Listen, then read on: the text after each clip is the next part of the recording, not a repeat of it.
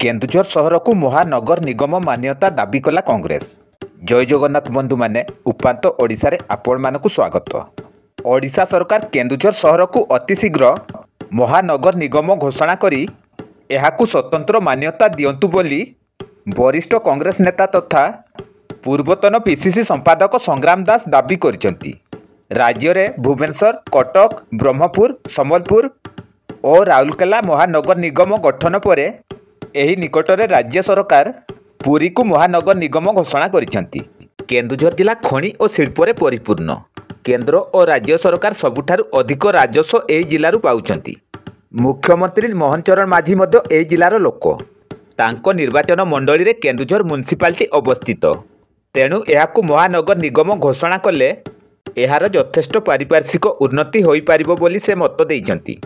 केन्दुझर जिलार मुख्य कार्यालय अंतर्गत एही महानगर निगम घोषणा हेले जिलार मर्यादा बढ़िबा सहित स्वतंत्र मान्यता पाइबो बोली से प्रकाश करिसेंती।